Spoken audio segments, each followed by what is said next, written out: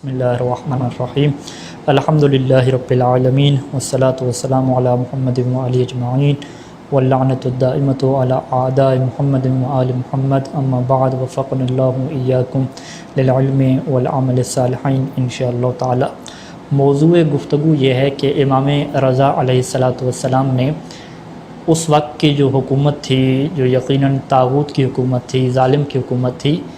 इमाम रज़ा अलैहिस्सलाम ने क्यों उस हुकूमत में शिरकत फरमाई और उस हुकूमत के जानशीन बने। यानी जानशीन को हम वली अहद कहते हैं कि जब उस हुकूमत का जो सरदार है और हाकिम है, जब वो इस दुनिया से चला जाएगा तो उसके बाद सारी की सारी हुकूमत मौला इमाम रज़ा अलैहिस्सलाम के पास आ जाएगी। और इस सवाल की बुनियादी वजह यह है कि चूँकि मोमिन के जहन में और तकरीबन हर किसी के जहन में यही सवाल उठता है कि इमाम अलैहिस्सलाम जो थे उनका ताल्लुक़ जो है वो दुनिया से नहीं था, वो ज़ाहिद थे और कोई भी इमाम मासूम हो यकीनन वो ज़ालिम हुक्मरानों का साथ नहीं देता। इमाम हुसैन अलैहिस्सलाम की हमारे सामने वाज़ेह मिसाल है कि जब उस वक्त की तागूत ने उनसे तकाज़ा किया कि वो उनकी बैत करें तो इमाम हुसैन अलैहिस्सलाम ने अपना जो है वो सर कटवा लिया, लेकिन उनकी बैत नहीं की। तो अब यहाँ पे ये सवाल आता है कि जब मामून ने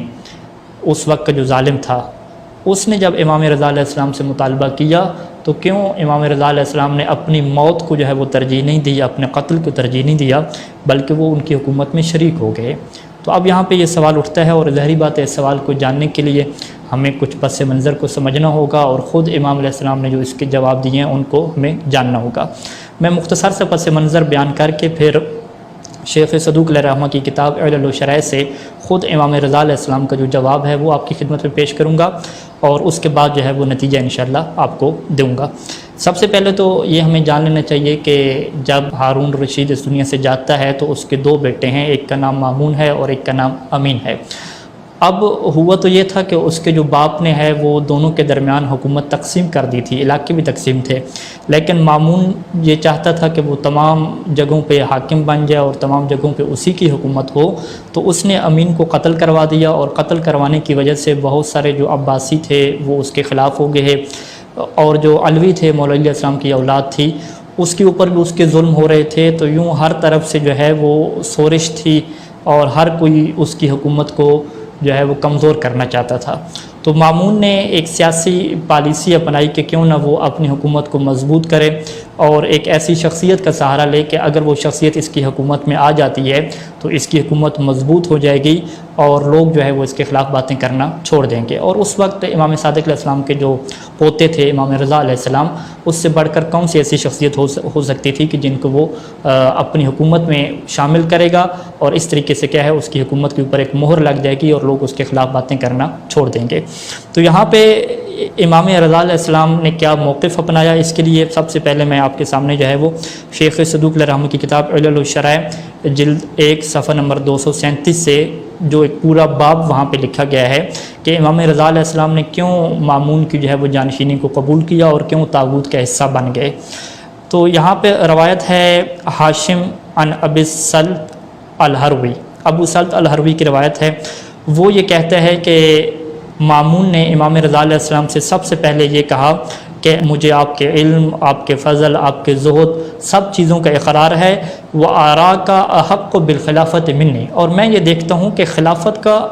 जो हक़ है वो आपके पास ज़्यादा है मेरी निस्बत से, यानी मैं खिलाफत का हक़दार नहीं हूँ, आप खिलाफत के हक़दार हैं। तो उसने ये कहा कि मैं ये चाहता हूँ कि आप जो है वो ये सारी की सारी हुकूमत ले लें, यानी जानशीनी की बात नहीं की, पहले जो उसने ऑफ़र दी उसने कहा कि ये सारी की सारी आप हुकूमत ले लें। व अन अअज़िल नफ़्सी अनिल खिलाफ़त व अजअलुहा लका व उबायअका, और मैं क्या करता हूँ इस खिलाफत को छोड़ देता हूँ और मैं ख़ुद क्या है आपकी बैत भी कर लूँगा। तो अब इमाम रज़ा अलैहिस्सलाम उसकी सियासत को समझते थे। तो इमाम अलैहिस्सलाम ने फरमाया, एक अजीम जवाब दिया और इस जवाब के पास वो काफ़ी गुस्से भी हुआ। तो इमाम अलैहिस्सलाम ने फरमाया कि देखें बात यह है कि ये जो खिलाफत तुम मुझे देना चाहते हो इसकी दो ही सूरतें हैं। पहली सूरत तो यह है कि ये खिलाफत तेरा हक़ थी और अल्लाह ने तेरे लिए करार दी थी, तो जब ये अल्लाह ने तेरे लिए रखी है तो फिर तुझे किस बात का हक़ है कि तू अल्लाह की दी हुई खिलाफत को किसी और को दे दे। ये तो पहला ऑप्शन है। اور وہ انکانت الخلافت لیست لک، اور اگر خلافت یہ اللہ نے تجھے نہیں دی تھی تو پھر تو تیرے پاس یہ حق ہی نہیں ہے کہ جو چیز تیرے لیے ہے نہیں وہ دوسرے کو تو کیوں دے۔ تو آپ کہتے ہیں کہ مامون یہاں پہ کافی غصے ہو گیا، اور پھر کافی دن گزر گئے، تقریباً کچھ روایات کے مطابق 2 مہینے کا عرصہ کیا گزر گیا، وہ مسلسل کیا کوشش میں رہا۔ پھر وہ ایک دن آتا ہے اور امام رضا علیہ السلام سے کہتا ہے کہ چلیں ٹھیک ہے، آپ جو ہے وہ حکومت نہیں لیتے تو آپ میری جانشینی لے لیں کہ جب جو ہے وہ میں مر جاؤں گا تو آپ یہ حکومت کیا ہے آپ یہ سنبھال لینا۔ تو امام علیہ السلام نے فرمایا کہ مجھے تو مولا امیر المومنین علیہ السلام اور حضرت رسول خدا سے میرے آبا و اجداد نے یہ خبر دی ہے کہ میں تو اس سے پہلے اس دنیا سے جو ہے وہ چلا جاؤں گا اور بڑی مظلومیت کی حالت میں جاؤں گا اور زہر سے شہید کر دیا جاؤں گا۔ تب کی علیہ ملائکۃ السماء و ملائکۃ الارض، آسمان اور زمین کے فرشتے میرے اوپر روئیں گے اور میں ایک ایسی زمین پہ دفن ہوں گا کہ جو میرا وطن بھی نہیں ہوگا، تو تم کس طریقے سے کہتے ہو کہ میں تمہارے بعد تمہارا جانشین بن جاؤں گا؟ تو اب روایت یہ کہتی ہے کہ مامون یہ خبر سن کے جو ہے وہ رونے لگ گیا۔ اس نے کہا کہ امام مجھے بتائیں کہ کون ہے جو آپ کو قتل کرے گا؟ تو امام نے فرمایا کہ اگر میں چاہوں تو میں نام بھی بتا سکتا ہوں کہ وہ کون ہے۔ اور یہاں پہ مامون کو بہت غصہ آیا اور اس نے جو ہے وہ امام رضا علیہ السلام کے اوپر الزام لگایا اور کہا کہ مجھے پتہ ہے کہ آپ اس وجہ سے حکومت قبول نہیں کر رہے، کیونکہ اگر آپ حکومت قبول کریں گے تو لوگ یہ کہیں گے کہ آپ کو حکومت کی لالچ پڑ گئی ہے، آپ تو زاہد تھے، زاہد ہونے کے باوجود آپ نے دنیا قبول کر لی۔ تو مولا نے اسے جواب دیا کہ ما کذبت منذ خلقنی ربی تعالی، کہ میں نے اس وقت سے ایک جھوٹ بھی نہیں بولا جب سے اللہ نے مجھے پیدا کیا ہے۔ اور پھر فرمایا امام نے کہ میں دنیا کا زاہد اس وجہ سے نہیں بنا کہ میں کوئی حکومت حاصل کروں۔ اور پھر امام نے فرمایا کہ میں جانتا ہوں کہ تمہارے کیا ارادے ہیں۔ اس نے کہا اچھا آپ جانتے ہیں میرے کیا ارادے ہیں؟ تو پھر امام سے اس نے پوچھا کہ کیا ارادے ہیں بتائیے مجھے۔ تو امام نے فرمایا کہ تمہارے ارادے یہ ہیں کہ میں جب تمہاری اس خلافت کو قبول کروں تو تم دنیا میں کیا ہے لوگوں کے سامنے پروپیگنڈا شروع کر دو اور تم کہو کہ دیکھو جی تمہارا جو امام ہے وہ دنیا کا لالچی نکلا ہے اور اس نے کیا ہے میری حکومت کو قبول کر لیا ہے۔ تو امام نے جب اسے اس کے مقاصد بتایا تو اب کیا ہے فغضب المامون، مامون بہت غصے ہوا اور اس نے کہا کہ میں اللہ کی قسم کھاتا ہوں لئن قبلت ولایت العہد وإلا اجبرتک علی ذلک فإن فعلت وإلا ضربت عنقک، کہ اگر آپ یہ خلافت کو قبول کرتے ہیں تو ٹھیک، اگر خلافت کو قبول نہیں کرتے تو میں آپ کو مجبور کروں گا، اور روایت کے الفاظ ہیں کہ ضربت عنقک، تو میں آپ کی گردن بھی اڑا دوں گا۔ اب مامون نے 2 اختیار امام علیہ السلام کو دے دیے کہ یا تو وہ خلافت کو قبول کریں یا تو وہ مامون اسے کیا کر دے گا شہید کر دے گا۔ اب یہاں پہ امام رضا علیہ السلام نے قرآن کی آیت پڑھی اور کہا کہ اللہ نے جو ہے وہ اپنے آپ کو ہلاکت میں یعنی موت میں ڈالنے سے منع کیا ہے، اور امام نے فرمایا کہ اگر معاملہ یہی ہے کہ تم مجھے قتل کر دو گے اگر میں یہ کام نہیں کروں گا، تو امام نے فرمایا کہ وَأَنَا أَقْبَلُ ذَلِكَ، تو پھر میں تمہاری خلافت کو قبول کرتا ہوں لیکن میری شروط ہیں۔ اور وہ بنیادی شروط کیا تھیں کہ لا اولی احدن، کہ میں کسی کو کوئی عہدہ نہیں دوں گا، ولا اعزل احدن، کسی کو معزول تک نہیں کروں گا، ولا انقض رسما ولا سنتا، میں کسی قانون کو نہ بناؤں گا نہ توڑوں گا، ولا واکون فی الامر بعیدا، اور ہر قسم کے معاملے سے میں دور رہوں گا۔ پھر میری حیثیت کیا ہوگی؟ مشیرن، فقط میں مشورہ دینے والا ہوں گا، جب مشورے کی ضرورت پڑے گی تو میں مشورہ دوں گا۔ آپ کہتے ہیں کہ مامون اس بات کے اوپر راضی ہو گیا اور امام نے انہی شرائط کے اوپر کہ بالکل وہ کٹ آف رہیں گے، فقط کیا ہے وہ مشورہ دیا کریں گے، اسی کے اوپر کیا امام نے حکومت سنبھال لی۔ اب یہاں پہ سوال یہ پیدا ہوتا ہے کہ جب امام نے طاغوتی نظام میں شریک ہو گئے اور امام حسین علیہ السلام کی طرح انہوں نے اپنی شہادت کو اختیار نہیں کیا، تو اس کی کیا وجہ ہے؟ اس کی یہ وجہ ہے کہ ہمیں سیاست دینی اور اسلامی سیاست کو سمجھنا ہوگا۔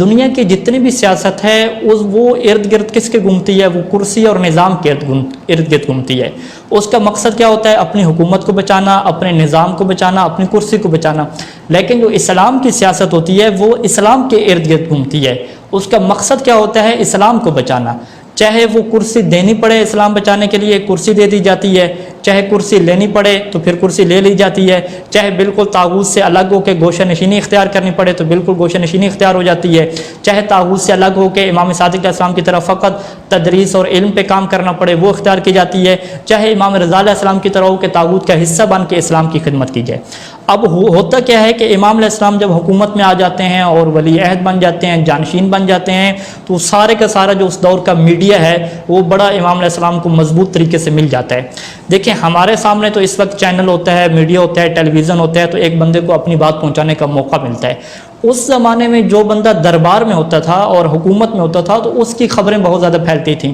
تو اب ہوا کیا کہ جب امام علیہ السلام حکومت میں شریک ہو گئے اور ولی عہد بن گئے، جانشین بن گئے، تو اب ان کو مضبوط میڈیا مل گیا، اب وہ جو بھی بات کرتے تھے لوگوں میں پھیلتی تھی، اور بالکل ہوا بھی ایسے کہ اس دربار میں لوگ آتے تھے، مجوسی آتے تھے، یہودی آتے تھے، حتیٰ کہ امامت ولایت علی علیہ السلام اور امامت پہ مناظرے ہوا کرتے تھے، تو امام علیہ السلام بڑے علمی طریقے سے دفاع کرتے تھے، امام علیہ السلام کے معجزات رونما ہوتے تھے اور وہاں سے وہ پھیلتے تھے، ہر جگہ پہ امام کی شہرت ہو گئی، مناظرے پھیل گئے، اور اس وقت ہمارے سامنے بہت زیادہ کتابوں میں کیا امام علیہ السلام کا جو مناظرے ہیں وہ موجود ہیں، ان کا علم موجود ہے، ان کا تقوی موجود ہے، ان کے معجزات موجود ہیں۔ یہ چیزیں ہم تک نہ پہنچتی اگر امام علیہ السلام قتل کو اختیار کرتے اور شہید ہو جاتے اور خلافت کو قبول نہ کرتے۔ اس وقت ہمارے سامنے جو الہاد کے خلاف مواد موجود ہے، جو امامت اور ولایت علی علیہ السلام کے دفاع میں امام رضا علیہ السلام کا مواد موجود ہے، جو مناظرے موجود ہیں، وہ ساری اسی وجہ سے ہیں کہ چونکہ امام علیہ السلام طاغوت کی حکومت میں شریک ہوئے ہیں۔ تو ناظرین محترم، سیرت اہل بیت یہ ہے کہ آپ نے اسلام کا دفاع کرنا ہے،